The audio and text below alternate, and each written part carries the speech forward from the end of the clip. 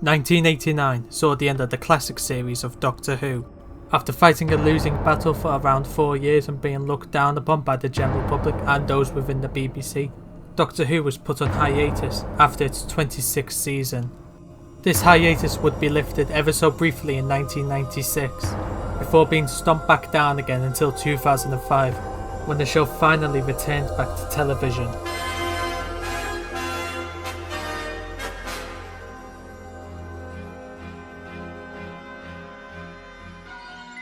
But what if the show was given more of an opportunity to save itself? What if Doctor Who was never put on hiatus in the winter of '89? What would have become of the show had it went through the 1990s? And how different would it be compared to our own version of the show if it lasted up to the modern day? Hello, my name's Optical Spectre, and this is Doctor Who, the cancelled years. In this series I'll be showcasing my thoughts on what Doctor Who would have been like if it wasn't cancelled in 1989. With the basic premise now out the way, let's find out what would happen in this episode.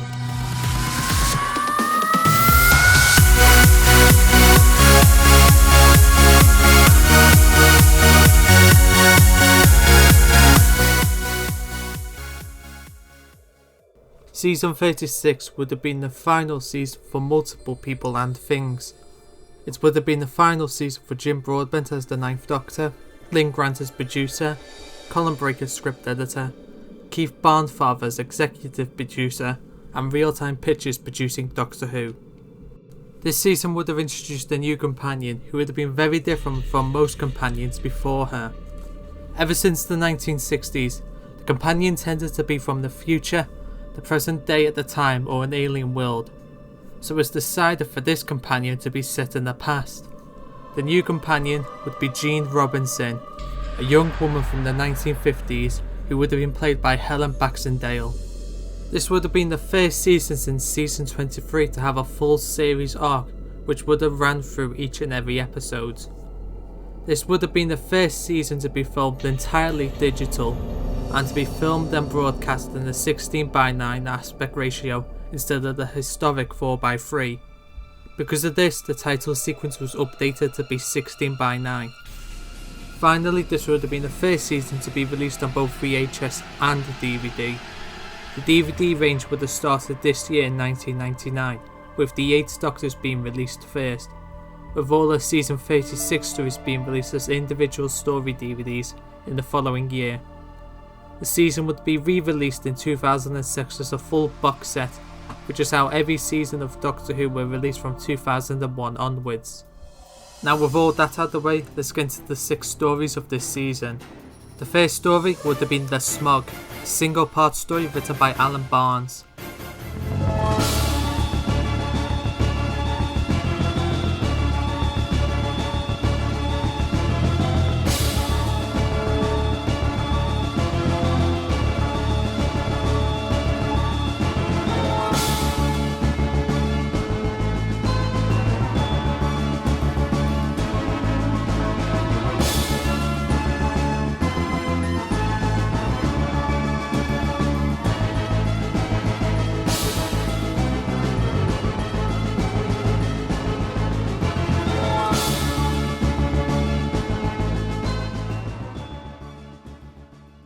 The Smog would have been the introduction story for Jean Robinson.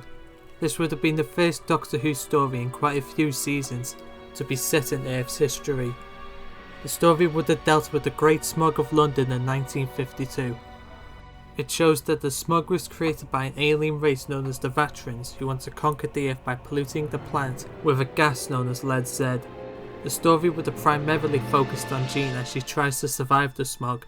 Then she meets the Doctor throughout the 3 days the smog lasts, and ends up working with him to clear the gas and defeat the Vatrans by polluting the lead Z with nanogenes that eat the lead Z and restore the atmosphere to normal overnight. The story ends with Jean running away with the Doctor and joining him in his adventures in the TARDIS, as she can't be bothered waiting for the smog to clear up. This would have started the season's arc, which would go on to be known as the Web of Time arc. Originally, Jean was to be one of the many people who were killed by the fog. However, with her joining the TARDIS, she survives the fog and history has been changed, causing the Web of Time to start cracking as someone who should be dead now isn't dead. The second story would have been Fire and Ice, a two-part story written by Justin Richards. Fire and Ice would have saw the return of the Ice Warriors, last seen in Season 31's The Legacy of Paladin. The story would have saw an alien race known as the Magmaclin attempting to invade an Ice Warrior colony planet by rotating the planet's axis and rising the temperature up so the Ice Warriors start to die off. The Doctor picks up the Ice Warrior distress signal and attempts to help the Ice Warriors. However, partway through the story, the Doctor makes a discovery. 200 years ago, the colony planet belonged to a different species. Then the Ice Warriors came along and rotated the axis of the planet to make it cold for them, killing off the original colonists. And while the Ice Warriors the Doctor knows right now aren't the ones who invaded the planet, he believes they don't belong there, and he is left with a question. Does he help the Magmaclin take over the planet and avenge the original colonists, or does he help these innocent Ice Warriors who shouldn't be there? Eventually he decides to help the Ice Warriors, and these Ice Warriors pose no threat to anyone, and he would essentially be kicking them off their own world, as they have lived there all their life. The third story would have been Witchcraft, a single part story written by Gareth Roberts.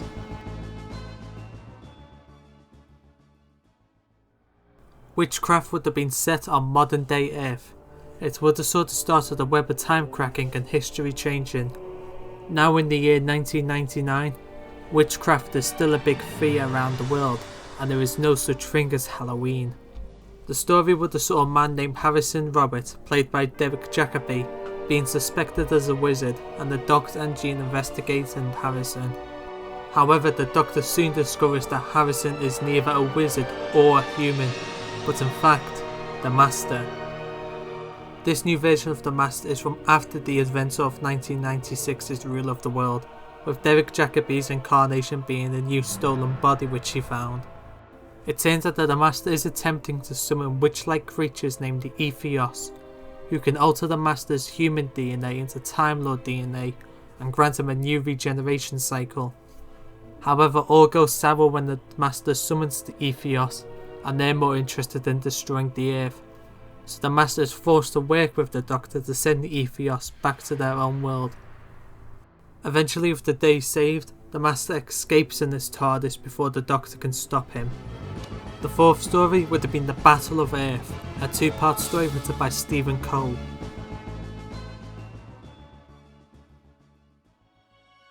The Battle of Earth would have continued the trend of time going wrong. The story would have saw the Doctor and Jean arriving on prehistoric Earth and finding that humanity has evolved way too quickly and are starting to live among the Silurians. The story would have saw the Silurians trying to kill off the humans before they outnumber them, while the humans begin learning about combat and are planning to commence war against the Silurians. The story would then go into sort of political drama as the head of humanity and the head of the Silurians try to bargain an alliance.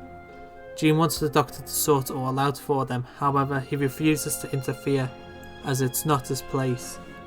However, all goes sour when a small pack of Silurians arrive and begin killing off the humans as they believe they will infect the species over time, resulting in an all-out war.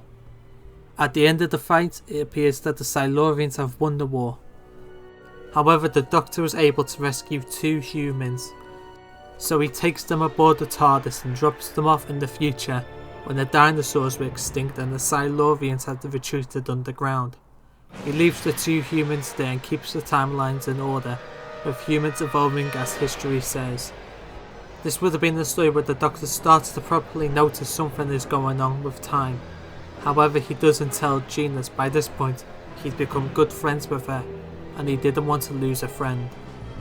The 5th story would have been Slaved Resort, a 2-part story written by Russell T Davies. Slaved Resort would have saw the return of an unlikely monster. It would have saw the return of the Macra from Season 4's The Macra Terror. The story would have saw the Doctor and Jean visiting a planet-sized holiday resort for a break. However, the Doctor notices something isn't right with the staff. They all come across as fake. Meanwhile, Jean feels as though there is a stranger constantly spying on her and the Doctor. Eventually, the stranger, who we find to be called Bill, speaks up to Jean, telling her and the Doctor to leave while they still can. When Jean tells the Doctor about Bill, he decides to investigate the resort. He finds that the Macra are living within the planet underneath the Great Pool and are essentially now homeless after their planet vanished without a trace. Now they live within the planet and have hypnotized the former owners of the planet into slaves who mine for fuel for the Macra. The planet was eventually discovered by a big company and it was turned into a holiday resort, not knowing of the Macra underneath the surface. Bill was one of the Macra's slaves, however he was able to escape, but the Macra found that he escaped and have ordered the staff to kill him. Eventually, Jill and Bill are able to free the slaves from the Macra's caves, and the Doctor is able to defeat the Macra when he finds a way to ignite the Macra's food supply, burning the Macra to a crisp. After everything is resolved, everyone in the holiday resort is evacuated to a nearby leisure resort, and the planet is given back to its rightful owners.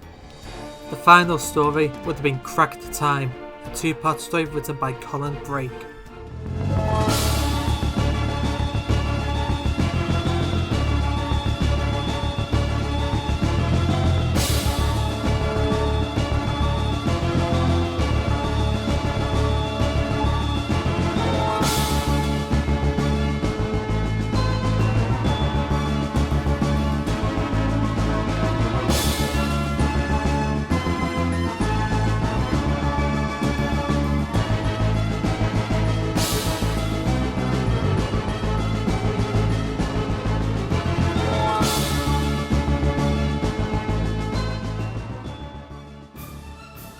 Cracked Time would have rounded off the Web of Time arc, and it would have been Jim Broadbent's final story as the Doctor. The story would have opened with the TARDIS receiving messages from Gallifrey, telling the Doctor that he is ordered back to Gallifrey. However, he refuses the orders and tries to escape the Time Lord's trace. Unfortunately, he is picked up by an escort TARDIS and is forced back to Gallifrey. On Gallifrey, the Doctor meets the High Council and President Romana, who explains that they've learnt of the Doctor saving Jean, which has slowly caused time to crack, which has resulted in history becoming distorted and things that weren't supposed to happen now happening. She explains that the Doctor must send Jean back to 1952 to die in the smog. A gateway to Jean's time is opened, and it appears that the Doctor is about to send Jean back. However, he snatches her out at the last second and tries to escape Gallifrey without attacking or killing anyone. The Doctor makes for his TARDIS and is, for now, able to escape the Time Lords. On board the TARDIS, Jean has a go at the Doctor for not letting her die for the sake of the universe. However, the Doctor tells her there must be a way to save both her and the universe, as he's not prepared to lose a close friend. Then the TARDIS picks up another message from Romana, telling the Doctor that he's made a mistake and that the Web of Time will continue to crack until Jean is dead. And then, right above the TARDIS, a massive crack rips across the sky, with a void-like cloud starting to seep through. In desperate efforts for help, the Doctor returns to Gallifrey to help the High Council and Romana find a way to save the universe, and save Jean from death at the exact same time. Eventually, the Doctor and Romana learn of a possible solution, an old myth named the Eye of Rassilon, a machine similar to the Eye of Harmony, built by the founding fathers of Gallifrey, as a way of controlling time and stabilising paradoxes. Legend says it was built into a planet which Rassilon sealed away in a pocket outside the universe, with no access to it, as he believed no one should have that much power. The only possible way in is through a tiny crack in space, with the coordinates sealed away in a vault on an old prison planet belonging to one of the other founding fathers. If the Doctor can find all this, he may have a way of saving both Jean and the universe. The Doctor and Jean head off in the TARDIS to find the old prison, and as they just leave Gallifrey, they see the void start to swallow the planet on the scanner. Eventually they reach the prison and go out to find out where the coordinates could be stored. During this sequence, there would have been brief cameos of villains appearing behind bars. These monsters would have been mainly the ones that appeared in the Broadbent era of the show, such as a vampire, a Quebec robot, a Wyvern, a Centauran, a Rutan, a Dalek with no gun, a Weeping Angel, a Cyberman, a Celestian, a Vatrin, an Ice Warrior, and a Magmaclin. Eventually the Doctor is able to find the computer containing the coordinates to the crack, and him and Jean return to the TARDIS as the Void begins to chew away at the prison. The TARDIS travels to the crack and the Doctor pilots it right through to the pocket, causing the TARDIS to explode and shake violently. The crash lands on the surface of the planet, and upon exiting the TARDIS, the Doctor and Jean can start seeing the Void seeping through to the pocket. They have limited time. The Doctor finds the Eye of Rassilon, but it has a problem. Its power supply is badly damaged. It can be powered on and work as normal, but it could result in the user being fried. However, the Doctor risks his life to save everything by plugging himself in. He uses the machine to mentally transport himself back to 1952. However, in 1952, where the Doctor never met Jean, he finds a dying Jean lying on the ground and coughing on the smog. He finds an old gas mask on the ground and gives it to Jean, changing the timelines permanently so that Jean was to survive the smog. And now as the timelines are fixed, the Void starts to sweep away back through the crack in space, until none of it's left and everything returns to normal. The Doctor attempts to quickly unplug himself from the machine, however it's too late. The machine acts out, causing his mind to be fried, and he collapses on the floor. Jean tries to help him, but the Doctor tells her that the damage has already been done. He uses the last of his energy to explain regeneration to Jean, and the blue glow begins to engulf his face, with the last words being, "I'll miss you," before he fully collapses and the blue light fully covers him.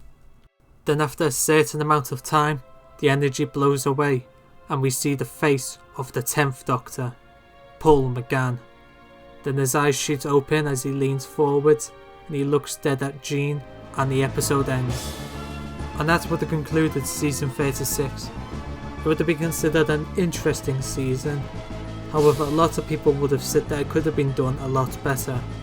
And with that comes the end of the Jim Broadbent era, the Lynn Grant era, the Colin Brake era, and the Real-Time Pictures era, with the 21st century starting with a brand new production company and a brand new showrunner, who we can now reveal will be writer Russell T Davies.